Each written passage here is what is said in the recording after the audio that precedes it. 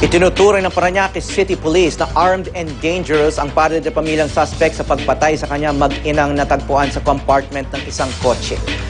Posible raw kasing hawak pa ng suspect na si Danilo Rafael Sr. ang kalibre 45 baril na hinihinalang ginamit niya sa krimen.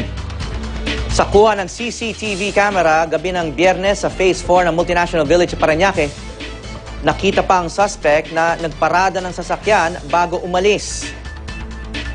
Mula noon, hindi na siya nakita pati ang kanyang mag-ina.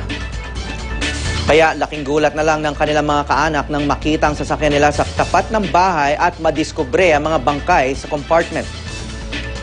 Patuloy pa rin ang paghahanap sa suspect na nahaharap sa kasong double homicide. Since na ginamit niya yung baril na 45, siyempre considered as armed and dangerous din siya, no?